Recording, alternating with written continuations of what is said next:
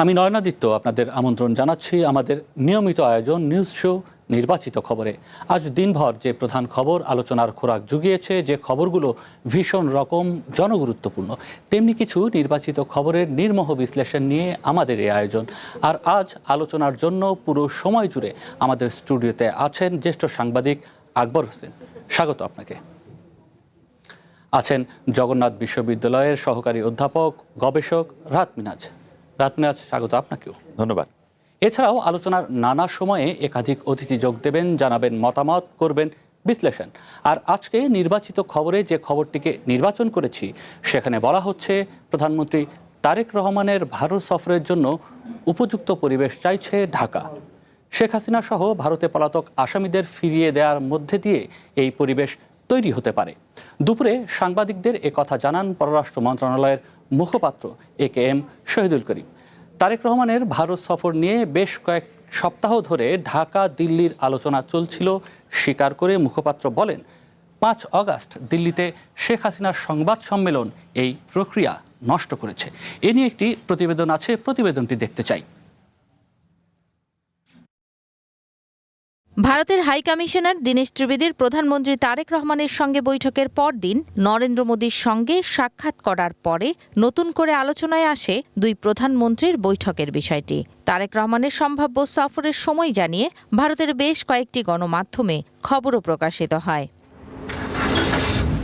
রবিবার দুপুরে পররাষ্ট্র মন্ত্রণালয়ের এক ব্রিফিংয়ে প্রধানমন্ত্রীর ভারত সফর নিয়ে সরকারের অবস্থান স্পষ্ট করেন মুখপাত্র AKM শহীদুল করিম।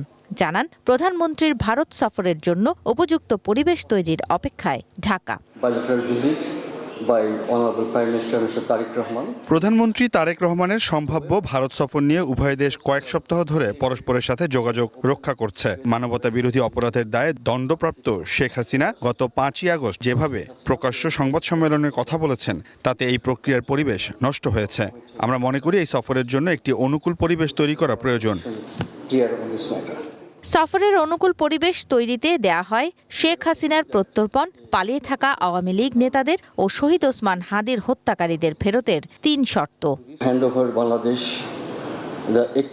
আমরা আমাদের দ্বিপাক্ষিক প্রত্যর্পণ চুক্তি অনুযায়ী শেখ হাসিনা এবং অন্যান্য পলাতক অপরাধীদের দ্রুত ফেরত পাঠাতে এবং ওসমান হাদি হত্যাকাণ্ডে অভিযুক্ত ঘাতকদের বাংলাদেশের কাছে হস্তান্তর করতে ভারতীয় কর্তৃপক্ষের কাছে অনুরোধ জানিয়েছি। আমরা তাদের জবাবের অপেক্ষায় রয়েছি। অপরদিকে শেখ হাসিনার প্রত্যর্পণের বিষয়টি আদালতের এখতিয়ার বলে জানিয়েছে নয়াদিল্লি। ঝুমি Rahman, one news, Dhaka. প্রতিবেদনটি দেখছিলাম, এই প্রতিবেদন নিয়েও আলোচনা করতে চাই। তবে তার আগে আমরা জানি যে আজকে এর মধ্যে 23 বছর পর বাংলাদেশ অস্ট্রেলিয়া সফরের টেস্টে প্রথম বিজয় অর্জন করেছে। এটি বাংলাদেশ ক্রিকেটের জন্য নিঃসন্দেহে একটি বড় মাইলফলক এবং নানা ধরনের তথ্য এবং নানা ধরনের রেকর্ডের তথ্য আমরা শুনছি। অস্ট্রেলিয়ার মাটিতে বাংলাদেশ তাদের বিরুদ্ধে দ্বিতীয় দেশ হিসেবে টেস্ট জয় করলো। এর আগে অন্যান্য দেশ আছে, এর মধ্যে অনেক বড় দেশ আছে যারা জয় করতেই পারেনি। রাহাত মিনাজ, আপনার কাছে যেতে চাই। তার আগে জনক আকবর, আপনার কাছ থেকে একটু জানতে চাই বিজয়ের প্রতিক্রিয়াটি, আপনি 23 বছর পরের প্রতিক্রিয়া। It's an amazing moment for বাংলাদেশের ক্রিকেট। কারণ আমরা যে সময়টা বাংলাদেশের ক্রিকেটকে দেখে এসেছি, তখনকার সময় যদি বাংলাদেশ যখন টেস্ট স্টেটাস পেয়েছিল বা এখন যে অবস্থা, সেটা যদি আমরা মিলিয়ে দেখি, এটা বাংলাদেশ মানে বহুদূর গেছে। বিশেষ করে অস্ট্রেলিয়ার মাটিতে টেস্ট সিরিজ জয় করাটা, এটা একটা সত্যি একটা অভাবনীয় ব্যাপার। কারণ আমার মনে আছে বাংলাদেশ যখন টেস্ট স্ট্যাটাস প্রাপ্তি প্রথম দিকে হলো, তখন অস্ট্রেলিয়া বা এসব দেশ বাংলাদেশের সঙ্গে টেস্ট খেলতে চাইতো না। অনেক বছর তারা চায়ও নি। মানে তারা মনে করতো এখনো আছে, হ্যাঁ, মানে তারা মনে করতো যে এটাতে আসলে অডিয়েন্সের ইন্টারেস্টটা কী হবে, দর্শকরা দেখবে কি না, তাদের নানা আর্থিক ব্যাপার স্যাপার জড়িত আছে। এবং আমি দেখেছি যে অতীতে যখন বাংলাদেশ নিউজিল্যান্ড বা অস্ট্রেলিয়া সফর করতো, সাধারণত অস্ট্রেলিয়া এবং নিউজিল্যান্ডের, আমি খেলা বিশেষজ্ঞ নই, বাট তারপরে যতটুকু দেখলাম যে দেখি যে অস্ট্রেলিয়া এবং নিউজিল্যান্ডের পিচগুলো হচ্ছে খুবই ফাস্ট এবং বাউন্সি পিচ, বাউন্স উইকেট। তো ওইখানে বাংলাদেশ সবসময় স্ট্রাগল করতো। বাংলাদেশের যেহেতু জুৎসই ফাস্ট বোলার ছিল না, এবং বাংলাদেশ সবসময় মানে এরকম পেস বোলিংয়ের এগেনস্টে বাংলাদেশের ব্যাটিং অর্ডারও দুর্বল ছিল। সো আমরা এরকমও দেখিয়েছি যে বাংলাদেশ যদি অস্ট্রেলিয়ান উইকেটে গিয়ে বা নিউজিল্যান্ডের সঙ্গে এক ইনিংস 200 রান করতে পারতো, এটাতেই আমরা মনে করতাম যে এটা অনেক কিছু বাংলাদেশ করেছে। তো আমার একবার মনে আছে যে বাংলাদেশ জাতীয় ক্রিকেট দলে আল শাহরিয়ার রোকন নামে একজন প্লেয়ার খেলতেন, ওয়ান ডাউনে খেলতেন। তো উনি একবার নিউজিল্যান্ডে সেঞ্চুরি করে বসলেন এবং এটা নিয়ে তৎকালীন মিডিয়া ভীষণ মাতামাতি যে নিউজিল্যান্ডের মাটিতে প্রথম কোনো বাংলাদেশি এরকম সেঞ্চুরি করা এই ধরনের উইকেটে। তো সেখান থেকে এখন আমরা যেটা দেখলাম যে এটা অভাবনীয় ব্যাপার বাংলাদেশের জন্য। তবে নিঃসন্দেহে একই সঙ্গে আরেকটা হচ্ছে যে আমরা জানি যে বাংলাদেশের ক্রিকেট গত 2-3 বছর একটা বড় ধরনের পরিবর্তনের ভেতর দিয়ে গেছে। অনেক নামি দামি খেলোয়াড় রাজনীতির সঙ্গে জড়িত হওয়ার কারণে বাংলাদেশের ক্রিকেট কিছুটা সাফারও করেছে। বাট এই বিজয় বাংলাদেশকে বা ক্রিকেটকে এই বার্তাই দিল দর্শকদেরকে যে দলে আসলে কেউ অপরিহার্য না, কেউ চিরদিন অপরিহার্য এই থাকবেও না। আলোচনার মধ্যে একটু যুক্ত করে নিতে চাই ক্রীড়া সাংবাদিক নোমান মোহাম্মদকে। স্বাগত আপনাকে। একটু আপনি আমাদের আলোচনায় থাকবেন, তার আগে আমি একটু রাহাত মিনাজের কাছে যেতে চাই। আপনি অস্ট্রেলিয়াতে ছিলেন, এখনও মাঝে মাঝে যাতায়াত করতে হয়। সেখানকার যে ক্রিকেটের আবহ এবং বাংলাদেশ যখন বিজয় পেল, সেটিকে আসলে ওইখানকার মিডিয়া কিংবা সাধারণ মানুষরা কিভাবে নেয় আপনার? আচ্ছা, প্রথম কথা বলি যে আমরা একটা ম্যাচ জিতেছি, এখনো সিরিজ আমাদের সামনে আছে। সিরিজের আরেকটা ম্যাচ, সেটা হয়তো জিততে হয়তো আমরা বা ড্র করলে হয়তো সিরিজটা জিততে পারি। আমি দুটো পরিসংখ্যান দিই। প্রথমত হচ্ছে এখনো পর্যন্ত শ্রীলঙ্কা, আমি একটু ইন্টারনেটে দেখছিলাম, শ্রীলঙ্কা এখনো পর্যন্ত কোনো টেস্ট ম্যাচ অস্ট্রেলিয়ার মাটিতে জিততে পারেনি। নোমান ভাই, আমি ভুল করলে আমাকে সংশোধন করে দিয়েন। হ্যাঁ, নাম্বার 1। পাকিস্তান 4টা টেস্ট ম্যাচ জিতেছে, হ্যাঁ সেটাও বেশ আগে, হ্যাঁ, এবং সাম্প্রতিক সময়ে মনে হয় পাকিস্তানও জিততে পারেনি। আমরা এর আগে 2টা টেস্ট ম্যাচ খেলেছি, 2টাতে হেরেছি। থার্ড টেস্টে যেই আমরা জয় পেলাম, এটা নিঃসন্দেহে একটা অভাবনীয় ঘটনা আর কি। হ্যাঁ, এত বড় একটা ঘটনা বাংলাদেশের ক্রিকেটে ঘটে গেছে। আমার ধারণা যারা ক্রিকেটের ভেতরের মানুষ, নোমান ভাইয়ের মতো দাদু যারা আর কি, এই মানুষ যারা আর কি, হ্যাঁ, তারা এটা খুব ভালো বুঝতেছে না। হ্যাঁ, তারা কিন্তু তাড়িয়ে উপভোগ করছেন যে আরে কি ঘটে গেছে। আসলেই অনেক বড় ঘটনা ঘটে গেছে। আর আরেকটা ছোট্ট বিষয় আমি আপনাদের খেয়াল করে দেখেন, আমি মাঝে মাঝে অস্ট্রেলিয়াতে যাওয়ার আমার সুযোগ হয় আমার পরিবারের কারণে আর কি। হ্যাঁ, অস্ট্রেলিয়াতে বর্তমান সময়ের সবচেয়ে ফাইনেস্ট স্টেডিয়াম হচ্ছে পার্থের অফটাস স্টেডিয়াম। সেটা হচ্ছে পার্থের ধরেন মাল্টিপারপাস স্টেডিয়াম। পার্থে ওয়াকা আছে, তারপরে সিডনির স্টেডিয়াম আছে, মেলবোর্ন আছে, এবং যে শহরে আমি যাতায়াত করি গ্যাবা, মানে ব্রিসবেনের মূল কেন্দ্রে যে আপনার স্টেডিয়ামটা দ্য গ্যাবা, এটাও একটা অত্যন্ত অসাধারণ স্টেডিয়াম। এই স্টেডিয়ামে কয়েকটা খেলাও দেখেছি আর কি। 4 দিন খেলা দেখেছি, অস্ট্রেলিয়া এবং ওয়েস্ট ইন্ডিজের ম্যাচটা আর কি। হ্যাঁ, সীমার জোসেফ যেতে 7 উইকেট নিয়ে অস্ট্রেলিয়াকে হারিয়ে দিয়েছিল, সেই ম্যাচে আমি স্টেডিয়ামে ছিলাম। আমার প্রত্যাশা ছিল, বিশ্বাস করেন, হ্যাঁ, যে বাংলাদেশে ভালো একটু স্টেডিয়ামে খেলতে পারলে খুব ভালো হতো। আমি বলছি না ডারউইন স্টেডিয়াম খারাপ, এবং এরপর যে স্টেডিয়াম ম্যাকওয়ে, হ্যাঁ, এই স্টেডিয়াম কিন্তু কুইন্সল্যান্ড অঙ্গরাজ্যেই। এবং আমি কুইন্সল্যান্ডে, যেহেতু আমার ওয়াইফ এবং বাচ্চারা অস্ট্রেলিয়াতে থাকে, আমি একটু ভাবছিলাম যে আমার বাচ্চারা খেলাটা দেখতে যেতে পারবে কিনা আর কি। হ্যাঁ, এই স্টেডিয়ামটা ব্রিসবেন শহর থেকে আপনার 979 কিলোমিটার দূরে, এবং যেখানে খেলাটা হবে এটা হবে প্রথম টেস্ট ম্যাচ। এর আগে কখনোই মনে টেস্ট ম্যাচ হয়নি।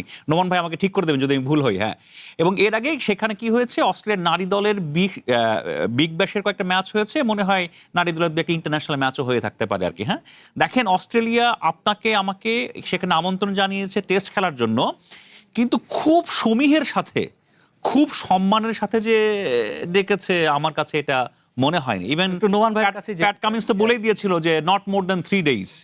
সেখানে কিন্তু আমরা ভাই 4র্থ দিনে হারাই দিছি। হ্যাঁ, বিশাল ঘটনা। তাহলে কি সব মিলিয়ে এটা কি কাকতাল নাকি সক্ষমতার পরিচয়?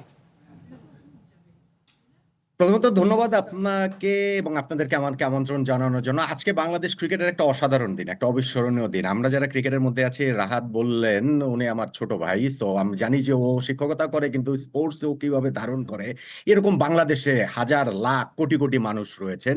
সো আমাদের সবার জন্যই এই দিনটা আসলে কখনো ভোলার নয়। আমি বলবো যে বাংলাদেশের ক্রিকেট হিস্ট্রির ফাইনেস্ট এভার ভিক্টরি আজকে আমরা পেয়েছি, ফাইনেস্ট এভার। হ্যাঁ, ঠিক আছে, ওয়ানডেতে আমরা বড় জয় পেয়েছি, টি-20তেও কিছু জয় আছে, টি-20 আমি অত পাত্তা দিতে চাই না। ওয়ানডেতে আমাদের বিগ কিছু উঠেছে, কিন্তু ভাই টেস্ট ম্যাচ তো টেস্ট ম্যাচই। এবং অস্ট্রেলিয়ায় গিয়ে অস্ট্রেলিয়ার মাটিতে আমরা টেস্টে ওদেরকে হারাবো, এইটাই জীবদ্দশায় দেখে যেতে পারবো, আমি কোনোদিন ভাবি নাই। আমরা প্রায় কেউই এই জিনিসটা ভাবি নাই। মিনা যে কথাটা বললেন যে আমাদেরকে খুব সম্মানের সঙ্গে, সময়ের সঙ্গে তারা যে ডেকেছে ব্যাপারটা তো তার নাই। কারণ সেটা যদি না হয় 23 বছর ধরে তো আমাদেরকে আমন্ত্রণ জানানোর যোগ্য বলেই তারা মনে করে না টেস্ট খেলার জন্য। ফলে এই সুযোগটা যখন আমরা পেয়েছি এবং যখন আমরা ম্যাচটা জিতে গেলাম, এটা ধরেন ঘটনা তো ঘটেছে 12-14 ঘন্টা হয়ে গেছে, কিন্তু আমার দেখেন এখনো আমার গায়ে কাটা দেয় যে আসলে আমরা অস্ট্রেলিয়ায় এই টেস্ট ম্যাচটা জিতে ফেলেছে। এটা আমাদের জন্য একটা অ্যামেজিং একটা ভিক্টরি। আমি জানি না যে এটা আসলে আমরা ঠিক কতটা উপলব্ধি করতে পারছি। আমাদের তো আসলে টেস্ট কালচার ওইভাবে নাই, আমাদের তো আসলে আমরা এইভাবে সেলিব্রেট করি না। কিন্তু আমি বলবো যে বাংলাদেশের ক্রিকেট হিস্ট্রির ফাইনেস্ট এভার ভিক্টরি আজকে এই ম্যাচটাতে আমরা এটা পেয়ে গেলাম। এবং সত্যি সত্যি আমাদের 23 বছরের যে অপেক্ষা, 23 বছরের যে অবজ্ঞা এবং 23 বছরের যে উপেক্ষা, আমাদের একটা জেনারেশন চলে গেছে যারা অস্ট্রেলিয়া টেস্ট ক্রিকেট খেলতে পারেনি, সাকিব পারেনি, তামিম পারেনি, মুশফিক এই শেষ বেলায় এসে পারলেন। ফলে সবকিছু মিলিয়ে আমরা যে অস্ট্রেলিয়াকে এইভাবে চমকে দিব, এইভাবে তারা একেবারে হারিয়েই দিব। হ্যাঁ ঠিক আছে, টেস্ট ম্যাচে আমরা একটা সেশন ভালো খেলতে পারি, একটা দিন ভালো খেলতে পারি, একটা ইনিংস ভালো খেলতে পারি, কিন্তু 4 দিনে 11 সেশনের মধ্যে সবগুলো সেশন ডোমিনেট করা, 9টা সেশন নিরঙ্কুশভাবে ডোমিনেট করে বাকি 2টা শেয়ার সেশন বলতে পারেন আমরা যে জিতেছি, এটা আমাদের জন্য একটা অ্যামেজিং ব্যাপার। আর আকবর ভাই ছোট করে একটা কথা শুধু বললেন যে মাঝখানে আমাদের ক্রিকেটটার বিরাট একটা ক্ষতি হয়ে গেছে, যে অনেক প্লেয়াররা রাজনীতির সঙ্গে যুক্ত আছে। এটার সঙ্গে সংযুক্ত না, আজকের দিনের এগুলো আলোচনার বিষয়ও না, কিন্তু উনি যেহেতু এটা বললেন সেই কারণে আমি বলি, যারা রাজনীতির সঙ্গে যুক্ত হয়েছেন তারা ক্রিকেটটাকে ধ্বংস করতে চাননি। কিন্তু মাস 6 আগে বাংলাদেশে যেই জিনিসটা হয়েছে, আমরা একটা টি-20 ওয়ার্ল্ড কাপ খেলিনি, আমাদের ক্রিকেটটা তখন ধ্বংসই আসলে ভবিষ্যৎ হোক নিরাপদ, বিনিয়োগ হোক বিশ্বস্ত, আর আমার পছন্দ সল্ট বে। ওয়েলকাম টু সল্ট বে। করতে চেয়েছিল সেই জায়গাটা থেকে, এবং সেটার সঙ্গে রাষ্ট্র ব্যবস্থা জড়িত ছিল বলে আমার ইন্টারপ্রিটেশন, আমি ক্রিকেটের মানুষ হিসেবে আমি যেটা বুঝি। সেই জায়গাটা থেকে যখন আমরা এরকম একটা জয় পাই অস্ট্রেলিয়ার মাটিতে, অস্ট্রেলিয়ার বিপক্ষে, এই জয়টা শুধু আমার কাছে ক্রিকেটের জয় মনে হয় না, এই জয়টা সামগ্রিক অর্থে আরো অনেক ব্যাপ্তি নিয়ে, আরো অনেক ব্যাপকতা নিয়ে এই জয়টা আমরা আসলে সেলিব্রেট করছি। আন্তর্জাতিক গণমাধ্যম কিংবা ক্রীড়া বিশ্লেষক যারা আছে তারা কি আসলে এই জয়টাকে আমাদের মতো করেই দেখছে, বাংলাদেশের জয়টাকে? না না না না না, আমরা কিন্তু আমাদের জায়গা থেকে, আমরা বলতে তো আমি সবার দায়িত্ব নিতে পারবো না, কিন্তু আমি বলছি বাংলাদেশের মিডিয়া এই পালসটা আসলে বুঝতে পারছি যে আসলে আমরা কতটা বড়। এখন সংকটের জায়গা নয়ন ভাই যেটা, সেটা হচ্ছে কি যে আমরা আসলে কি চাই, মানে আমাদের যারা কনজিউমার আছে, তা আমাদের যারা হচ্ছে গিয়ে মিডিয়ার যারা দর্শক রয়েছেন, শ্রোতা রয়েছেন, পাঠক রয়েছেন, তারা কি চান সেইটার উপরে কিন্তু আমরা অনেক রকম চিন্তা ভাবনা করেই আমরাও ওইভাবেই নিজেদের উপস্থাপন করি। এই সংকট স্পোর্টসের না, এটা ওভারঅল একটা সংকটের জায়গা। সো সেই কারণে টেস্ট কালচার যেহেতু আমাদের নাই, আমি আগের কথাটাতে বলছিলাম, ওই কারণে হয়তোবা যতটা উচ্ছ্বাস আমাদের প্রকাশ করার কথা সেরকম হয়তোবা দেখতে পাচ্ছি না। কিন্তু ইনসাইড মিডিয়ার ভেতরে আমরা তো নিজেদের মধ্যে কানেক্টেড, সেইখান থেকে আমরা সার্টেনলি এটা বুঝতে পারছি যে এটা আসলে আমাদের ক্রিকেট হিস্ট্রির ফাইনেস্ট এভার ভিক্টরি, এবং আমরা সেটা সেইভাবে উপস্থাপন করার মোটা দাগে চেষ্টাটা আসলে করে যাচ্ছি। অসংখ্য ধন্যবাদ নয়ন মোহাম্মদ আমাদের সাথে এই রাতের বেলা যুক্ত হওয়ার জন্য। আমরা একটু আলোচনায় ফিরতে চাই, যে আলোচনা শুরু করেছিলাম প্রধানমন্ত্রীর ভারত সফর, এবং এই সফরকে কেন্দ্র করে আজকের যে পররাষ্ট্র মন্ত্রণালয়ের মুখপাত্র একেএম শহীদুল করিম যে বক্তব্যটি দিয়েছেন, জনাব আকবর আমি আপনাকে দিয়ে যদি শুরু করতে চাই, এই বক্তব্যের মধ্যে দিয়ে তো একটু স্পষ্ট হলো যে এই সফরটি এখন আপাতত অনিশ্চিত। হ্যাঁ, এটা তো পরিষ্কারই হয়ে গেল আপাতত অনিশ্চিত, এবং আমার কাছে যেটা মনে হচ্ছে যে দুই দেশের সম্পর্কের মধ্যে যে একটা অস্বস্তি আছে এখনও, সেটাও পরিষ্কার হয়ে গেল। কিন্তু সম্পর্কে অস্বস্তি থাকবে, প্রতিবেশীর সঙ্গে সম্পর্কে অস্বস্তি থাকে, এটা একেবারে ডিপ্লোমেসিতে নতুন কোনো ব্যাপার না। কিন্তু বাংলাদেশ সরকার তো বলেনি, বা পররাষ্ট্র মন্ত্রণালয় তো বলেনি যে উনি ভারতে যাবেন না। তারা বলছে যে এই মুহূর্তে অনুকূল পরিবেশ নেই, এই মুহূর্তে নেই। তো সেটা যে 2 মাস পরে তৈরি হবে না, ব্যাপারটা তো ওরকম না। সো যখন অনুকূল পরিবেশ তৈরি হবে তখন যাবে। এখন এটা নিয়ে কেন এই কথাবার্তাগুলো হচ্ছে, কারণ যখন ভারতের হাইকমিশনার দীনেশ ত্রিবেদী তিনি বাংলাদেশের প্রধানমন্ত্রী তারেক রহমানের সঙ্গে দেখা করে তিনি সাথে সাথে দিল্লিতে গিয়ে নরেন্দ্র মোদীর সঙ্গে বৈঠক করলেন, তখন এটা নিয়ে একটা হাই এক্সপেকটেশন তৈরি হয়েছিল, এবং এটা নিয়ে বেশি এক্সপেকটেশন তৈরি করেছিল ইন্ডিয়ান মিডিয়া, যে উনি যাচ্ছেন, যে কোনো সময় যাবেন।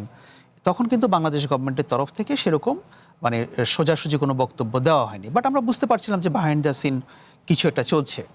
এবং বাংলাদেশ যেই যুক্তিটা দেখাচ্ছে, এটা যুক্তি হিসেবে আমি মনে করি পারফেক্ট। কারণ আপনি যদি দেখেন যে আপনার যারা বাংলাদেশে হত্যা করে গেল, করাপশন করে গেল, আপনি তাদেরকে সেখানে প্যাম্পার করছেন, তাদেরকে প্রেস কনফারেন্স করার সুযোগ করে দিচ্ছেন, ঠিক একই জিনিস যদি ইন্ডিয়ার ক্ষেত্রে ঘটতো, বাংলাদেশ করতো, তাহলে ইন্ডিয়া ব্যাপারটাকে কীভাবে দেখতো, তাই না?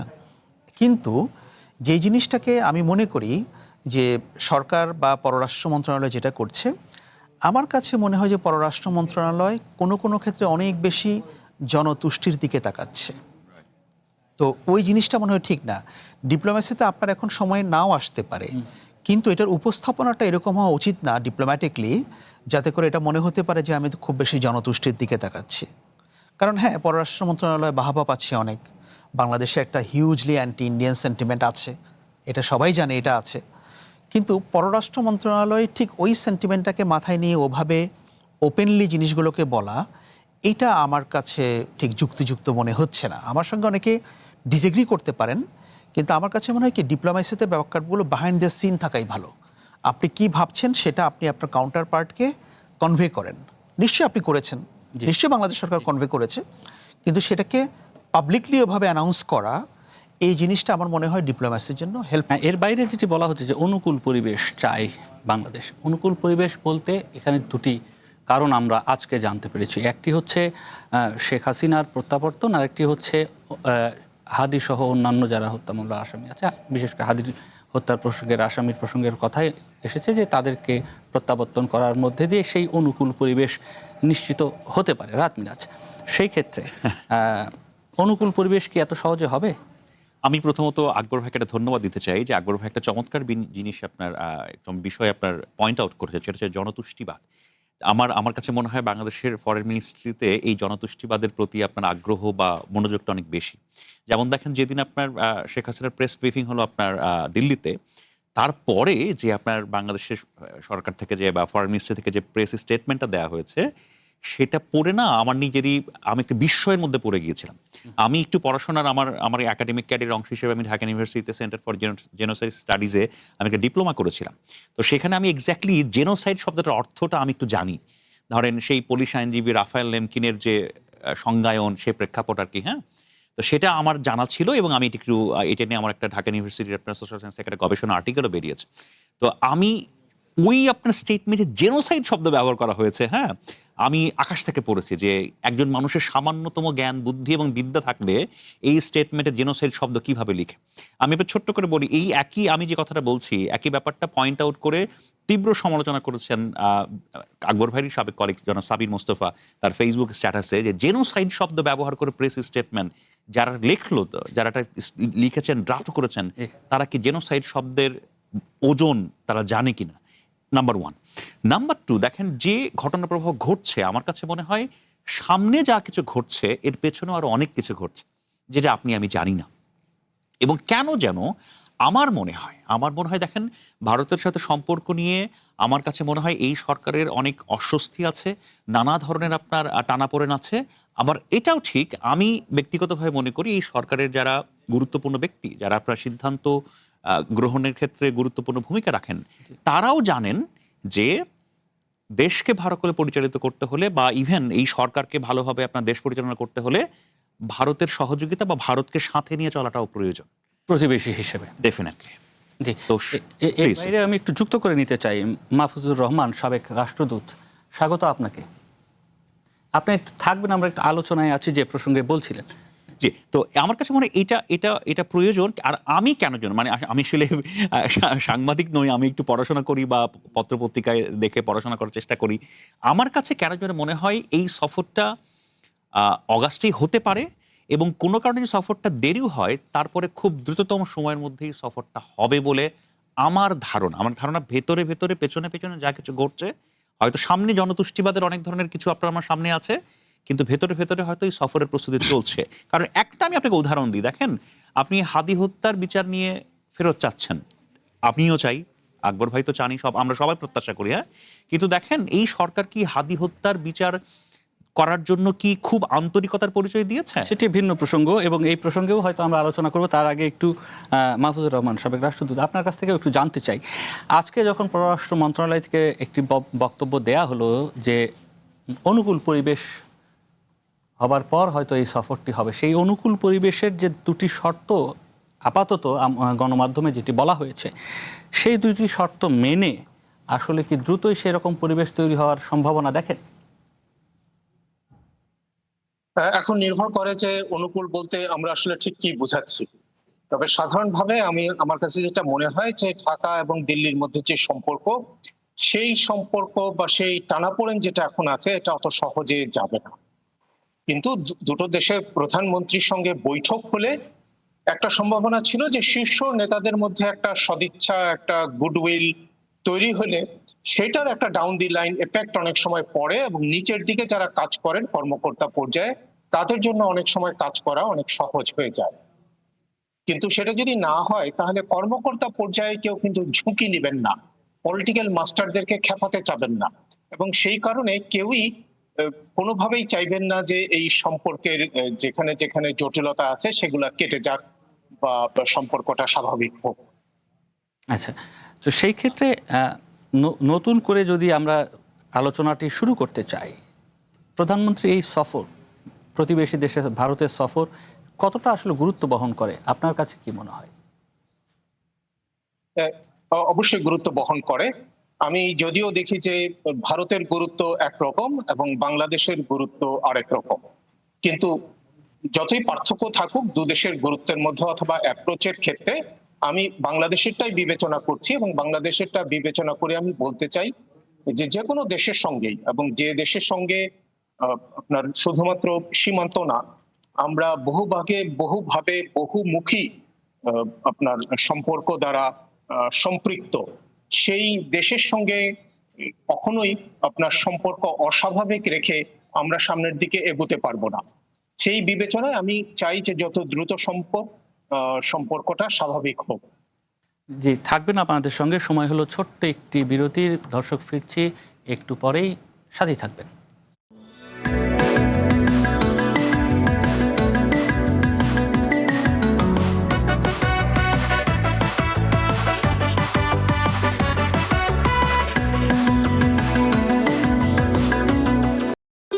ভবিষ্যৎ হোক নিরাপদ, বিনিয়োগ হোক বিশ্বস্ত, আর আমার পছন্দ সল্ট বে। Welcome to Salt Bay. স্বাগত নির্বাচিত খবরে। যে বিষয় নিয়ে আলোচনা করছিলাম, এখন বর্তমান যে প্রেক্ষাপট, ভারত বাংলাদেশের এই প্রধানমন্ত্রীর সফর, এই ইস্যুতে, এবং আমরা যেটি দেখলাম যে এরই মধ্যে ভারতের পক্ষ থেকেও কিন্তু বিভিন্ন গণমাধ্যমে ভারতের পক্ষ থেকে আজকের যখন ব্রিফিং হলো তারপরে তাদের পক্ষ থেকে এক ধরনের বক্তব্য দেওয়া হচ্ছে। সব মিলিয়ে সম্পর্কটার পাশাপাশি যদি কি ভারত কি এক ধরনের চাপের মধ্যে পড়লো কূটনৈতিক জায়গা থেকে? না, এখানে আমি চাপ বাংলাদেশ পড়েছে না ভারত পড়েছে ব্যাপারটাকে আসলে ওইভাবে দেখার সুযোগ নাই। এখন ডিপ্লোম্যাটিকলি অনেক সময় যে বললাম যে অস্বস্তিকর পরিবেশগুলো তৈরি হয় এবং এটা আবার কেটেও যায়। যেমন আমরা যদি ওয়ার্ল্ডে বিভিন্ন জায়গায় ডিপ্লোম্যাসির জায়গাটা দেখি, যে এই যে সৌদি এবং টার্কি, তারা কিন্তু খুব সাপে নেউলের সম্পর্ক ছিল। আপনাদের মনে আছে যে Saudi columnist, American Saudi columnist Jamal খাশোগজিকে যখন টার্কিতে হত্যা করা হলো, এটা নিয়ে সৌদি এবং টার্কির সম্পর্ক কোথায় গিয়ে ঠেকেছিল, তাই না? এবং মুসলিম ওয়ার্ল্ডে কে নেতৃত্ব দিবে, সৌদি না টার্কি? এটা নিয়ে কিন্তু একটা প্রবল তাদের মধ্যে এটাকে কি বলবো, প্রতিযোগিতা ছিল, না প্রতিদ্বন্দ্বিতা ছিল। কিন্তু এখন দেখেন সৌদি এবং টার্কি পাকিস্তানের সঙ্গে মিলে তারা একটা জোট করেছে, নতুন করেছে না? তো এটা মক্কা চুক্তির মাধ্যমে। এগুলো না অনেক কিছু হয়, এটা কেটে যায়। আবার ধরুন আপনাকে আমি ইনভাইট করলাম, আপনি গেলেন না, যেটা অনেকেই বলছেন যে এখন বাংলাদেশের প্রধানমন্ত্রী গেলেন না, ভারত এটাতে খুব মাইন্ড করবে, এরকম কথা বলছেন না অনেকে। দেখলেন যে গত বছরে যখন নরেন্দ্র মোদী কানাডায় গেলেন G7 সামিটে, তখন প্রেসিডেন্ট ট্রাম্প নরেন্দ্র মোদীকে ওয়াশিংটন সফরে করার জন্য, ডিনার করার জন্য আমন্ত্রণ জানিয়েছেন, কিন্তু মোদী তখন বললেন যে না, আমি যাবো না এখন। সে রিফিউজ করেছে। ইন্ডিয়ান মিডিয়া কিন্তু তখন রিপোর্ট করেছে হি রিফিউজড, উনি তখন ভারতে চলে আসছেন, উনি অন্য কাউকে পাঠিয়েছিলেন।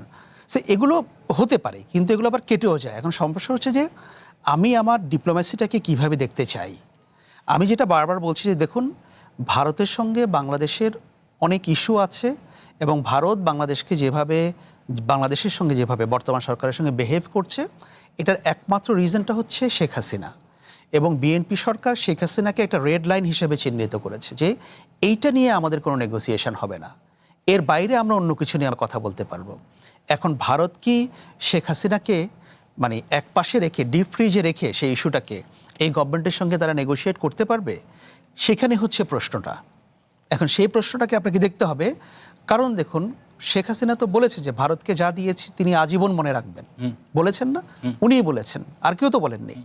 তো ভারত তো মনে রাখছে। এখন ভারত শুধু শেখ হাসিনাকে রেখেছে, ব্যাপারটা শুধু শেখ হাসিনার জন্য না, একই সঙ্গে ভারত রিজিয়নালি একটা মেসেজ পাস আউট করতে চায়। তার যারা ভারতপন্থী রাজনীতিবিদ অন্যান্য দেশে যারা আছে, নেপালে বলুন, শ্রীলঙ্কায় বলুন, মালদ্বীপে বলুন, অন্যান্য জায়গায় যারা আছে, তাদেরকে দেখা যাচ্ছে যে লোক, আমাকে যদি তোমরা সার্ভ করো তাহলে তোমরা বিপদে পড়লে তোমাদেরকেও আমরা এভাবে প্রোটেক্ট করব। এই রিজিয়নাল সিগন্যালটা কিন্তু ভারত দিতে চায়, এবং ভারত কখনোই শেখ হাসিনাকে, আমি যেটা মনে করি, ফেলে দেবে না, এবং দেওয়ার কোনো কারণও নাই। এখন বিএনপি সরকার এটাকে কিভাবে নেগোসিয়েশনটা করবে এটা হচ্ছে তাদের উপর। তবে যে প্রসঙ্গটা আমি বলি যে তাদের সরকার যে কিছু বলছে আমি সরকারের সঙ্গে ফুললি এগ্রি করি, কিন্তু সম্পর্কের স্বাভাবিকতাটাও একটা গুরুত্বপূর্ণ বিষয়। এবং একই সঙ্গে স্বাভাবিকতার পাশাপাশি আমি যেটা বলবো যে জনতুষ্টির দিকে তাকিয়ে কিন্তু পররাষ্ট্র মন্ত্রণালয় পরিচালনা করা যাবে না। ইন্ডিয়ান এক্সপ্রেস তাদের একটি খবরের শিরোনাম এরকম যে শেখ হাসিনাকে ফেরত পাঠানোর অনুরোধটি রাজনৈতিক বা কূটনৈতিক সিদ্ধান্ত নয়, ভারতের আদালত এটা চূড়ান্ত করবে। এটা ভারতের আদালত। আপনি যদি বাংলাদেশ এবং ভারতের যে বন্দি প্রত্যর্পণ চুক্তি যেটা করেছে 2013 সালে ডক্টর মহিউদ্দিন খান আলমগীর তৎকালীন স্বরাষ্ট্রমন্ত্রী যেটা সাইন করেছিলেন, আমি সেটা পুঙ্খানুপুঙ্খভাবে পড়েছি এবং এখানে কোথাও বলা নাই যে আপনি এক্সট্রাডাইট করার ক্ষেত্রে আদালতের অনুমোদন লাগবে। কিন্তু সেখানকার সেই চুক্তির প্রত্যর্পণ চুক্তির 6 নম্বর অনুচ্ছেদে রাজনৈতিক অপরাধের ক্ষেত্রে ছাড় দেওয়ার কথা বলা হলেও হত্যা এবং উস্কানির মতো অপরাধকে এর বাইরে রাখা হয়েছে। না এটা হচ্ছে যে আমি একটু জাস্ট 10 সেকেন্ড দেখেন, আমি আপনার পক্ষে আপনার স্টেটমেন্টের পক্ষে আমি বলছি, দেখেন যদি মোদী সরকার সাবেক প্রধানমন্ত্রী শেখ হাসিনাকে বাংলাদেশে পাঠাতে চায়, এইটা 30 মিনিটের ব্যাপার, এটা হচ্ছে মূল কথা। এখন পাঠাতে চান না বহু কিছু, আদালত আইন বহু কিছু দেখাতে পারে, কিন্তু এটার সঙ্গে প্রত্যর্পণ চুক্তি অনুযায়ী এখানে আদালতের চাইলে সম্ভব। এবং কিন্তু আমার যেটা প্রশ্ন সেটা হচ্ছে যে ভারতের সঙ্গে সম্পর্ক নিয়ে যে কথাগুলো হবে বা যে ওপেন ল্যাঙ্গুয়েজে আমরা যে কথাগুলো বলবো সেটা কে বলবে? সেটা বলবে এদেশের সিভিল সোসাইটি, সাংবাদিক, বুদ্ধিজীবী, রিটায়ার্ড ডিপ্লোম্যাট, তারা বলবে। এটা ফরেন মিনিস্ট্রি কেন জনতুষ্টিবাদের মতো এই ধরনের ব্যাপারগুলোকে তারা সামনে আনবে? আমি এই ফরেন মিনিস্ট্রি নেগোসিয়েশনটা তো হবে বিহাইন্ড দ্য সিন। আমার প্রশ্ন হচ্ছে ওই জায়গায়। আদিত্য নারায়ণ, আমি 30 সেকেন্ড নিয়ে একটু, হ্যাঁ আমি সাবেক ডিপ্লোম্যাটের কথাও শুনবো। আমি জাস্ট একটা কথা বলি, আপনি বললেন যে আসলে যদি এরকম বৈঠকগুলো হয় একটা ইতিবাচক ভাইব তৈরি হয় যার মাধ্যমে আসলে অনেক জায়গায় অনেক কিছু সমাধান হতে পারে। দেখেন দুটো জায়গায় আমরা যেহেতু আজকে আলোচনাটা খেলাধুলা দিয়ে শুরু করেছি, খেলাধুলার দুটো বড় ইভেন্ট কিন্তু বাংলাদেশের সাথে আপনার ইন্ডিয়ার আটকে আছে। যেমন এই মাসে আপনি যখন কথা বলছেন, এই মাসের ইন্ডিয়া ক্রিকেট দলের বাংলাদেশ সফর করার কথা ছিল, কিন্তু খুব সম্ভবত এই উত্তেজনার ডামাডোলের মধ্যে সেই সফরটা হচ্ছে না, কারণ অলরেডি ইন্ডিয়ার সাথে আফগানিস্তানের আপনার সিরিজের আপনার সূচি প্রকাশিত হয়ে গেছে। নাম্বার 1, আগামী মাসে আপনার বাংলাদেশের সাফ ফুটবল এর সাফ চ্যাম্পিয়নশিপের আপনার টুর্নামেন্ট আছে, এটা ইন্ডিয়ারও অংশগ্রহণ করার কথা। দেখেন এই যে নানা ধরনের আপনার সিচুয়েশনের মধ্যে এই খেলাগুলো না হওয়া, আরও অন্যান্য জায়গায় পিছিয়ে যাওয়া, এগুলো তো শুধুমাত্র আপনার সম্পর্কের ব্যাপার নয়, এর সাথে বহু কিছু জড়িত, অর্থ জড়িত, সংস্কৃতি জড়িত, এগিয়ে যাওয়া জড়িত। আমরা তো পিছিয়ে যাব যদি আসলে ওই স্বাভাবিক সম্পর্কের প্রক্রিয়াটা না থাকে। তো আমার প্রত্যাশা হয়তো এই বিষয়গুলো সমাধান। ওনার কাছে যাওয়ার আগে আমি 1 মিনিটে শেষ করি। সেটা হচ্ছে দেখুন, ভারতের সঙ্গে সম্পর্ক স্বাভাবিক করার যে শর্তগুলোর মধ্যে আমরা যেটা দেখি, ভারত কি বাংলাদেশের সঙ্গে মিউচুয়াল ইন্টারেস্টে বিজনেস এবং ইকোনমির ব্যাপারটা তারা চায় বা অন্যান্য চায়, নাকি ভারত বাংলাদেশের পলিটিক্যাল কন্ট্রোলটা চায়? ভারত যদি বাংলাদেশের রাজনৈতিক কন্ট্রোলটা চায়, অথরিটি চায়, তাহলে এই সম্পর্ক কখনো স্বাভাবিক হবে না। ভারত যদি মনে করে বাংলাদেশে কে ক্ষমতায় আসবে আর কে যাবে, কে বিরোধী দলে থাকবে না থাকবে এটা আমরা নির্ধারণ করব, তাহলে এটা হবে না। কিন্তু ভারত যদি মনে করে যে না, এটা আমরা অর্থনৈতিক, বাণিজ্যিক এবং কানেক্টিভিটির দৃষ্টিভঙ্গিতে দেখব, তাহলে এখানে একটা উইন উইন সিচুয়েশন হতে পারে। এবং আরেকটা বিষয় দেখুন, ডিপ্লোম্যাসিতে আমি কোথাও যাব না, কোনো কিছু করব না, ভেঙে ফেলা, এটাকে সাকসেস হিসেবে দেখা হয় না। সাকসেস হচ্ছে ওইটাই যে আমি কিভাবে সম্পর্কটাকে গড়তে পারি, আমার পক্ষে আনতে পারি। That is the skill in diplomacy. এবং আপনি দেখেন যে এত কিছু হয়ে গেল, তারপরেও তো ইরানের সঙ্গে আমেরিকা কথা বলেছে না, মধ্যস্থতাকারী নিয়ে কথা বলেছে তো এত কিছু হচ্ছে, তারপরেও তো যেখানে যুদ্ধ হয় সেখানে তো বসে। তাহলে আমি ডিপ্লোম্যাসিতে আমার যেটা হবে কি, আমাকে ব্রিজ তৈরি করতে হবে, আমি সেটাকে ভেঙে দিয়ে ওইটাকে ডিপ্লোম্যাটিক স্কিল বলে না। ডে 1 ইরানের সুপ্রিম লিডারকে মেরে ফেলেছে, কি হতে পারে? মাহফুজুর রহমান, নিশ্চয়ই এই আলোচনা কিংবা বৈঠকের সুযোগ তো আছে দুই দেশের মধ্যে, কিন্তু বর্তমানের যে টেনশন, এই টেনশনটা কি কমানোর সুযোগটাও তো আলোচনার মধ্যে দিয়েই। জি, আমাদেরকে অবশ্যই এনগেজড হতে হবে। আমাদের যে দুজন আলোচক কথা বললেন, আমি দুজনের কথাই মনোযোগ দিয়ে শুনলাম এবং একেবারেই আমি একমত।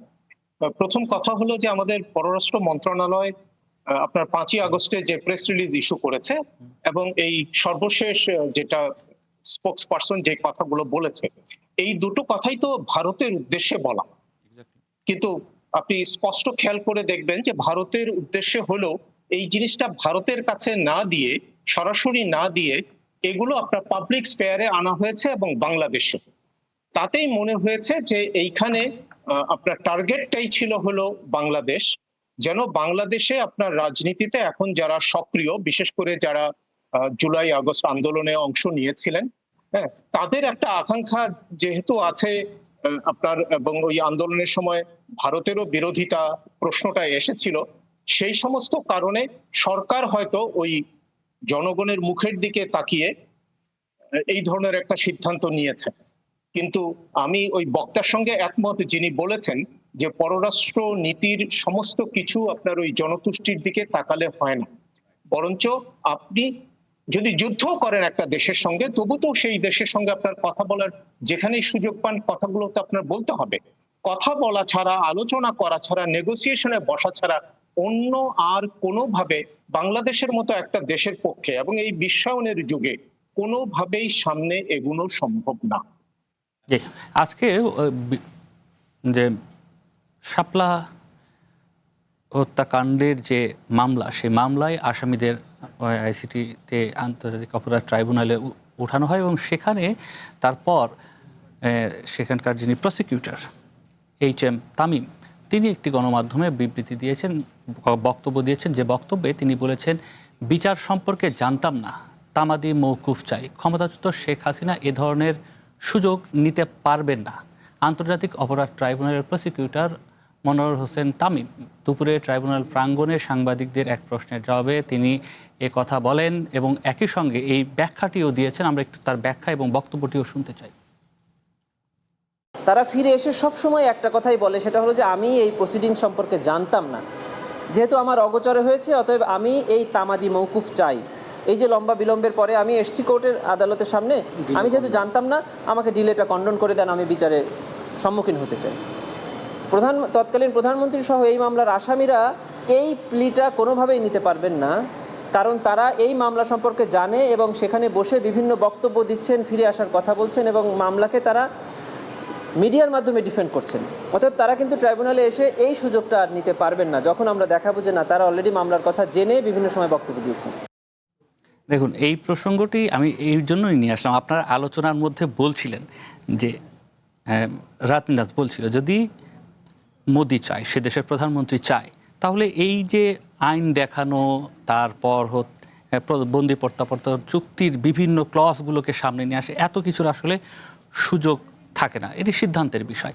এখন সেই সিদ্ধান্ত ভারত সরকার নেবে কিনা, এটি হচ্ছে তাদের রাজনৈতিক বিষয়। এখন সেই জায়গাতে বাংলাদেশকে প্রভাবিত করার কিংবা বাংলাদেশের দাবিটিকে মেনে নেওয়ার জন্য কোন জায়গাটাতে আসলে নক করা উচিত? রাহাত মিনাজ, আপনি যদি দেখেন, আমার যেটা সরল বিশ্লেষণ, প্রথম কথা হচ্ছে, দেখেন ভারত কিভাবে অ্যাক্ট করবে সেটা কিন্তু ভারতের সিদ্ধান্ত। এই সিদ্ধান্ত ভারত নিশ্চয়ই, হয়তো আপনার আমার মনোভাব, আপনার আমার রিয়াকশন, অ্যাকশনকে তারা হয়তো আমলে নেবে, কিন্তু তারা কিভাবে প্রতিক্রিয়া জানাবে, তারা কিভাবে সিদ্ধান্ত নেবে, একেবারেই তাদের সিদ্ধান্তের বিষয়।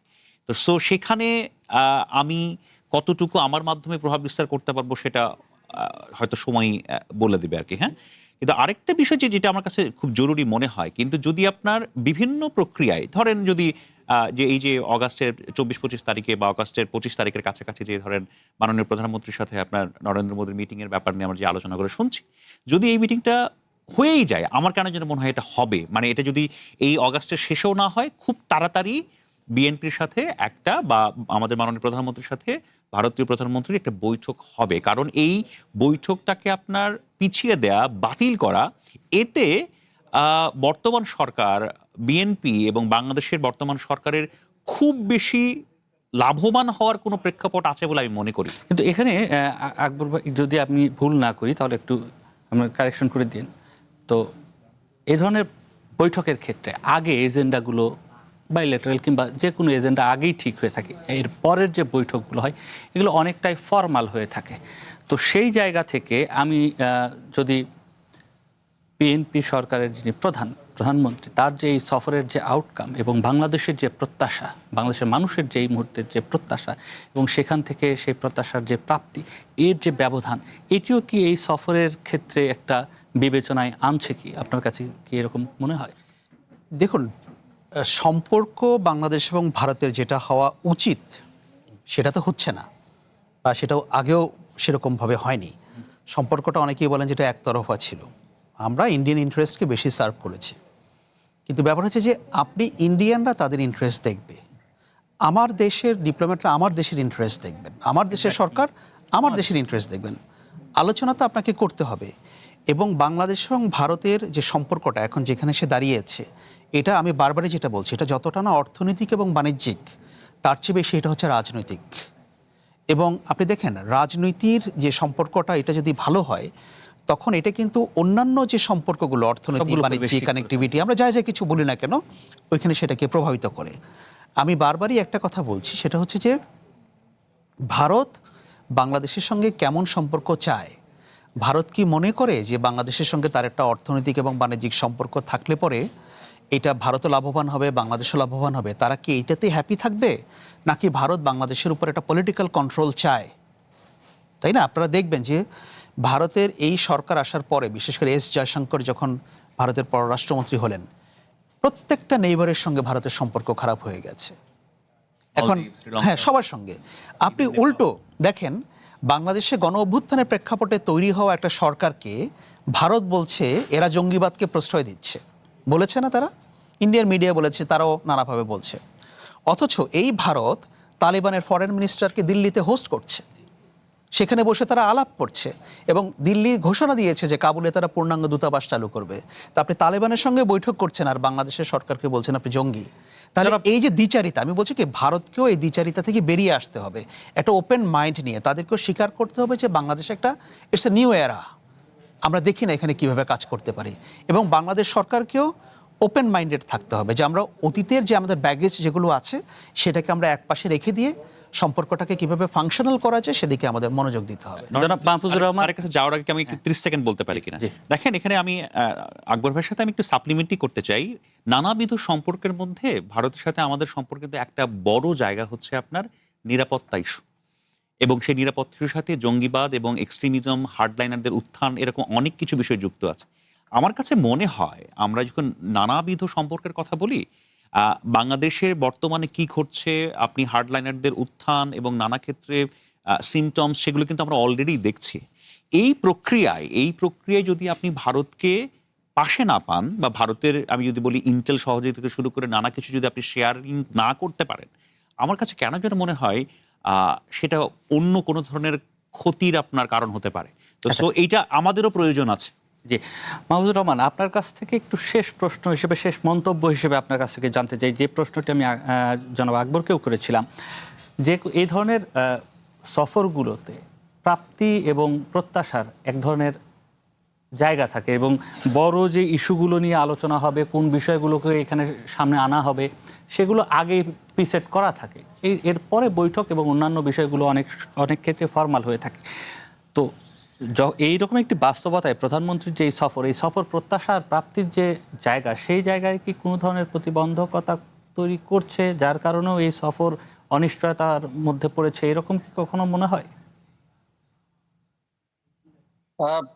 এক অংশে ঠিক, কারণ হলো দুটো দেশের প্রধানমন্ত্রী, একটা দেশের প্রধানমন্ত্রী আরেকটা দেশে যখন সফরে যান, রাষ্ট্রপ্রধান বা সরকার প্রধান যখন যান, তখন তার আগে স্বাভাবিক অবস্থা যখন থাকে, তখন সেই সম্পর্ক, সেই সফরটা যাতে সফল হয় এবং ভিজিবল হয়, সেই জন্য কর্মকর্তা পর্যায়ে, মন্ত্রী পর্যায়ে অনেকগুলো সফর আগে হয়, প্রাক সফর, এবং এইগুলোতে আপনার প্রস্তুতিটা নেওয়া হয়। এবং তখন দেখা যায় যে অলংকারের মতো দুই রাষ্ট্রপ্রধান বা সরকার প্রধান তখন ওনারা বসে শুধুমাত্র কয়েকটা চুক্তি স্বাক্ষর করেন। কিন্তু এই ক্ষেত্রে যেহেতু আমাদের প্রায় এখন 2 বছর হয়ে গেছে, 2 বছর ধরে ভারতের সঙ্গে সম্পর্কের একটা টানাপোড়েন আছে, এবং 15 বছর বাংলাদেশ ভারত সম্পর্ক যেভাবে নির্মিত হয়েছে, আমরা সেইখান থেকে বের হয়ে এই সরকার যেহেতু ঘোষণা করেছে যে বাংলাদেশ ফার্স্ট, তার মানে ভিন্ন একটা পররাষ্ট্রনীতির আঙ্গিকে বাংলাদেশ ভারত সম্পর্কটাকে তৈরি করতে চাচ্ছি। সেই রকম ক্ষেত্রে এই প্রধানমন্ত্রীর সফরে আমি মনে করি যে মিনিমাম 3টা বিষয় যদি প্রতিষ্ঠা করা যায়, তাহলে আমি মনে করব এই সফরটা সফল হয়েছে। এবং আমার মনে হয় আমাদের অ্যাম্বিশনটা বা মানে উচ্চাকাঙ্ক্ষা না রেখে বা উচ্চাশা পোষণ না করে আমরা ওই মিনিমাম 3টা জিনিস যদি আশা করি, তাহলে এটাকে আমরা সফল বলতে পারবো। প্রথমটা হলো যে দুই শীর্ষ নেতার মধ্যে এক ধরনের র্যাপোর্ট, পার্সোনাল র্যাপোর্ট তৈরি হওয়া এবং একই সঙ্গে সেই কনফিডেন্স বিল্ডিং মানে আস্থার জায়গাটা তৈরি হওয়া, সদিচ্ছাটা তৈরি হওয়া, এটা হলো প্রথম। দ্বিতীয় হলো যে সমস্ত ইরিটেন্ট আমাদের দুই দেশের সম্পর্ক এই টানাপোড়েনের মধ্যে নিয়ে গেছে, তিক্ততার জায়গাগুলো, সেইগুলো নিরসন করা। যেমন এর মধ্যে আপনার সীমান্ত হত্যা আছে, পুশ ইন আছে, তারপর আপনার ওই ভারতের মাটিতে বসে, এক দেশের মাটিতে বসে আরেক দেশকে নিয়ে রাজনীতি করা, সেই বিষয়গুলো আছে। তো এই তিক্ততাটা নিরসন করার জন্য একটা ওয়ে আউট বের করা, যাতে যেদিন থেকে দুই প্রধানমন্ত্রীর দেখা হলো সেদিন থেকে পরবর্তীতে দুই দেশের মধ্যে যে ইন্টারাকশনই হয় সেটা যেন সম্পর্ককে সামনের দিকে এগিয়ে নিয়ে যাওয়ার জন্য হয়, পেছনের দিকে ঠেলে দেওয়ার জন্য না। এই আর সর্বশেষ হলো যেন একটা ওই ডাউন দি লাইন একটা মেসেজ যায় যে এখন থেকে দু দেশের সম্পর্ক উন্নত হবে। সুতরাং কর্মকর্তা পর্যায়ে এবং আপনার মন্ত্রী পর্যায়ে পরবর্তীতে যে সমস্ত বৈঠক হবে সেই সমস্ত বৈঠকে শীর্ষ নেতাদের আশীর্বাদ আছে সম্পর্ক উন্নয়ন করার, এই মেসেজটা যদি দেওয়া যায়। ধন্যবাদ আপনাকে মাহফুজুর রহমান। দর্শক, সময় হলো ছোট্ট আরেকটি বিরতির এবং আমাদের সঙ্গে কথা বলছিলেন সাবেক রাষ্ট্রদূত মাহফুজুর রহমান। আমরা ফিরছি কিছুক্ষণের মধ্যেই, ততক্ষণ সাথে থাকুন।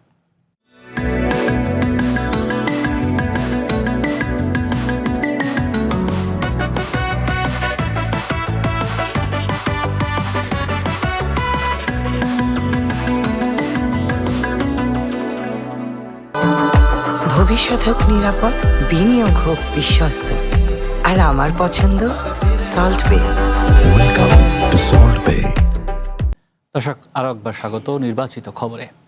বিরোধী দল রাজপথে বিশৃঙ্খলা সৃষ্টি করলে তাদের প্রতিহত করার আহ্বান জানিয়েছেন প্রধানমন্ত্রী তারেক রহমান। অন্যদিকে জামায়াতের সেক্রেটারি জেনারেল মিয়া গোলাম পরোয়ারের অভিযোগ করেছেন সরকারের ব্যর্থতা ঢাকতে বিরোধী দলের ওপর দায় চাপানো হচ্ছে।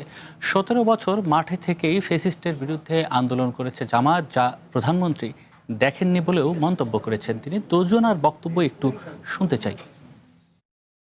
আমাদের লক্ষ্য, আমাদের উদ্দেশ্য হচ্ছে যে বাংলাদেশকে একটি কল্যাণমুখী রাষ্ট্র হিসাবে গড়ে তুলতে চায়। কিছু সংখ্যক রাজনৈতিক দল বিশৃঙ্খলা তৈরি করেছে। যারা রাজপথে বিশৃঙ্খলা তৈরি করবে, যারা দেশের মানুষকে মিথ্যে কথা বলে বিভ্রান্ত তৈরি করবে, তাদের বিরুদ্ধে আপনাদেরকে রুখে দাঁড়াতে হবে। আগামী 10 বছর এই দেশের বিদ্যুৎ সমস্যার সমাধান করব। সেই পরিকল্পনা আমরা দেশের জনগণের সামনে উপস্থাপন করব পবিত্র জাতীয় সংসদে। সরকারের এই 6 মাসে তাদের কর্তব্য পালনের যে সমস্ত সুযোগ ছিল, তার সত্ত্বেও যেখানে যেখানে ব্যর্থতা, সেটা ঢাকবার জন্য আর কোনো উপায় না পেয়ে বিরোধী দলের উপরে সবকিছু চাপিয়ে দিতে গিয়ে কিছু অহেতুক বিতর্কের অবতারণা করেছে। আমাদের পরিকল্পনা নতুন নয়, সেটা গত 3 মাস ধরে সরকারের টেবিলে আছে। 21শে মে 2026 তারিখে জাতীয় সংসদের জ্বালানি সংকট সংক্রান্ত বিশেষ কমিটিতে বিরোধী দলের সদস্যরা লিখিতভাবে 10 দফা সুপারিশ জমা দিয়েছিলেন।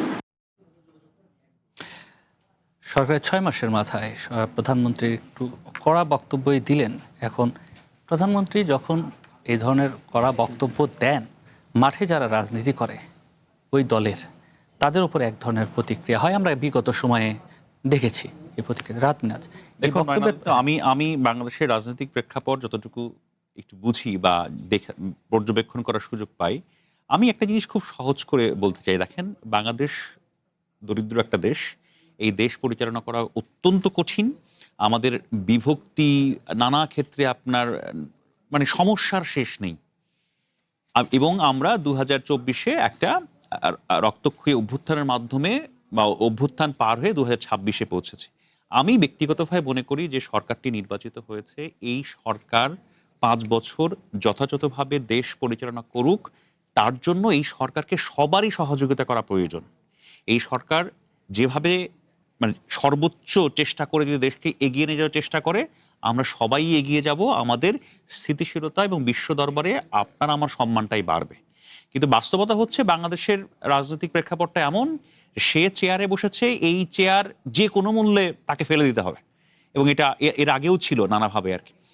আমার প্রত্যাশা হচ্ছে বা আমি মনে করি সেটা হচ্ছে আপনার যে আসলে পারস্পরিক সহযোগিতার মাধ্যমে যারা দায়িত্ব পেয়েছেন তাদেরকে দায়িত্ব পালন করতে করতে দেয়াটাই মনে হয় যথাযথ। জনাব আকবর, এটি কি শুধু রাজনৈতিক বক্তব্য নাকি এটির একটি প্রতিক্রিয়া আছে মাঠের রাজনীতি যারা করেন তাদের নেতাকর্মীদের মধ্যে? আপনি একটু বলবেন, আমি আজকের পত্রিকাগুলো পাশে দেখতে চাই। আমি যদি এটাকে শুধুই রাজনৈতিক বক্তব্য হিসেবে ধরেও নেই, তারপরেও আমি মনে করি যে আমরা তারেক রহমান প্রধানমন্ত্রী হওয়ার পর থেকে যে ধরনের বক্তব্য বা কথা বা ওনার যে বডি ল্যাঙ্গুয়েজ দেখে আমরা অভ্যস্ত হয়েছিলাম গত 6 মাসে, এটা তার চেয়ে ব্যতিক্রম। এবং আমি মনে করি যে এটা যদি রাজনৈতিক বক্তব্য হয়েও থাকে, ওনার এই ধরনের বক্তব্য দেওয়াটা উচিত নয়। কেন উচিত নয়? কারণ এগুলোর কিন্তু এই যে ডাউন দ্য লাইন এটার একটা ইম্প্যাক্ট তৈরি হয়। উনি হয়তো বলবেন যে প্রতিহত করব, তখন সত্যি সত্যি ওনার নেতাকর্মীরা বিরোধী দলকে প্রতিহত করার জন্য মাঠে নেমে যাবেন। এটা কিন্তু সংঘাত উস্কে দেবে। সুতরাং এই যে উনি বলছেন যে, এটা পরিষ্কারই বোঝা যাচ্ছে বিরোধী দলকে উদ্দেশ্য করে তিনি বলছেন যে যারা বিভ্রান্ত ছড়াচ্ছে তাদেরকে সমুচিত জবাব দেওয়া হবে। এখন এই সমুচিত জবাবের অর্থ কি? মানে রাজনৈতিক কারণে হলেও আপনি যে শব্দটা ব্যবহার করবেন সেই শব্দটার অর্থ কি, ওইটাকে আপনি মিন করছেন কি না, এইটার ব্যাপারেও আপনার পরিষ্কার থাকতে হবে। সমুচিত মানে কি আমি তাদেরকে মারবো, নাকি অন্য কোনোভাবে ডিল করব, নাকি তারা যে কথাগুলো বলছে আমি আরও ভালো কাজ করে সমুচিত জবাব দেব, কোনটা? এটা আমাদের বুঝতে হবে না? আর এরপর প্রধানমন্ত্রী আরেকটা কথা বলছেন যে দেখুন, বিদ্যুৎ সংকট নিয়ে সরকার খুব হিমশিম খাটছে, এবং আমির খুসরো মাহমুদ চৌধুরী অর্থমন্ত্রী পরিষ্কারভাবে বলেছেন যে বিদ্যুৎ গ্যাসের সংকট 2 বছরের আগে এটা সমাধান হবে না, হুইচ ইজ ট্রু। সরকারের কাছে টাকা নাই। এখন আমি জাস্ট একটা ইন্টারেস্টিং বিষয় প্রধানমন্ত্রীর কথা শুনে বলে উনি বলেন যে আমরা আগামী 10 বছরের জন্য এটা সমস্যার সমাধান করব। They have been voted to power for 5 years, not 10 years। এটা মাথায় রাখতে হবে। এবং পত্রিকা দেখতে 6 মাস চলে গেছে, 4.5 বছর বাকি আছে, এবং 4.5 বছর পরে কি হবে এটাই দেশের মানুষ নির্ধারণ করবে ভোটে। আজকের পত্রিকাগুলো একটু দেখতে চাই। প্রথমেই প্রথম আলো, এবার রাজধানীর ড্যামরা থেকে বোমা উদ্ধার, আটক 1। আমরা দেখছি শেষ কয়েকদিন, বিশেষ করে কয়েকদিন হলো বিভিন্ন জায়গাতেই আসলে এ ধরনের বোমা কিংবা বোমা সদৃশ্য বস্তু পাওয়া যাচ্ছে। জনগণের প্রতি বিভ্রান্তকারীদের নজর রাখার আহ্বান প্রধানমন্ত্রীর, এইটি প্রথম আলোর শিরোনাম। এবং পরের পত্রিকা বিবিসি বাংলা অনলাইন, এবং জ্বালানি সংকট সমাধানে কমপক্ষে 2 বছর সময় লাগতে পারে। আপনি যেটি এখনই বলছিলেন অর্থমন্ত্রীর যে বক্তব্য, একই সঙ্গে তারেক রহমানের দিল্লি সফরের সম্ভাবনা আপাতত বাতিল করলো ঢাকা, যে আলোচনায় আমরা ছিলাম এতক্ষণ। মির্জা ফখরুল ইসলাম আলমগীরের স্থলে কে হচ্ছেন বিএনপির পরবর্তী মহাসচিব, এটিও কয়েকদিন হলো আলোচনায় আছে। পরের পত্রিকা যুগান্তর, কেন্দ্রীয় ব্যাংকের তদারকি, 1 সপ্তাহে ডলারের দাম কমেছে 1 টাকার বেশি। ডলারের দাম কমা তো আমাদের জন্য ভালো, স্বস্তির খবর। এটা ফ্লোটিং, এটা কখনো বাড়বে কখনো কমবে, ব্যাপারটা ওরকম। আজকে যারা সংস্কার করছে, বিগত 17 বছর কোথায় ছিলেন প্রধানমন্ত্রী একটি বক্তব্য। এবং পরবর্তী পত্রিকা সমকাল। জনাব নয়নাদত্ত, আমি 30 সেকেন্ড আপনার কাছে চেয়ে নিই। আকবর ভাই যে কথাগুলো পয়েন্ট আউট করছেন লাস্ট আপনার প্রধানমন্ত্রীর বক্তব্য সংক্রান্ত, আমার কাছে মনে হচ্ছে যথাযথ। হ্যাঁ, কিন্তু আবার একটা জিনিসও আমার কাছে মনে হয়, ধরেন তিনি রাষ্ট্রের প্রধানমন্ত্রী, নির্বাচিত প্রধানমন্ত্রী, হ্যাঁ, সংখ্যাগরিষ্ঠ দলের নেতা। আমার কাছে মাঝে মাঝে মনে হয় যে ধরেন রাষ্ট্রের প্রধান নির্বাহীকেও বিভিন্ন রাজনৈতিক প্রেক্ষাপট, বিশেষ করে তরুণদের তরফ থেকে আপনার এমন কিছু অপমানজনক ইঙ্গিতপূর্ণ কথাবার্তা বলা হয়, সেটা খুব একটা শোভনীয় নয়। সেটাও কিন্তু মাঠে বলা হয়, এবং সেটাও আপনি যেমন বলছিলেন যে অনেক নেতাকর্মীদেরকে ক্ষুব্ধ করে, নিচের দিকে চলে যায়, তারা কিভাবে অ্যাক্ট করে। হ্যাঁ, আমি জানি না, আমার কথা হয়তো সেই আলোচনাও কিন্তু এর আগে হয়েছে। আলোচনা সমকাল, গ্যাসের চাপ বাড়ায়, চালু হচ্ছে কারখানা, তবে সংখ্যা কাটেনি। আচ্ছা, এটি অনেক দেশে অনেক বিভ্রান্তিকারী আছে, তাদের ব্যাপারে সতর্ক থাকতে হবে, এটি আরেকটি শিরোনাম। এর পরের খবর পত্রিকা মানবজমিন, জি, গ্যাস সংকট সরবরাহ বাড়লেও ভোগান্তি কমেনি, সরবরাহ বেড়েছে, এই খবরটি ইতিবাচক। মাঠের তথ্যও যদি আমরা আজকের খবরও যদি দেখি, আমাদের সহকর্মীরা দিনভর এই খবর সংগ্রহ করেছে, তারা দেখেছে যে কি রকম দুর্ভোগ পোহাতে হচ্ছে সিএনজি চালক। খুব একটা ভালো না, খুব সম্ভবত। জি, ধন্যবাদ এতক্ষণ আমাদের সঙ্গে যুক্ত হওয়ার জন্য জনাব আকবর, একই সঙ্গে রাত মিনাজ, আপনাকেও ধন্যবাদ। দর্শক আপনাদেরকেও দীর্ঘক্ষণ আমাদের সাথে থাকবার জন্য। নিশ্চিত আগামীকাল একই সময়ে আপনাদের সঙ্গে দেখা হবে। ততক্ষণ ভালো থাকবেন, সবাইকে শুভরাত্রি।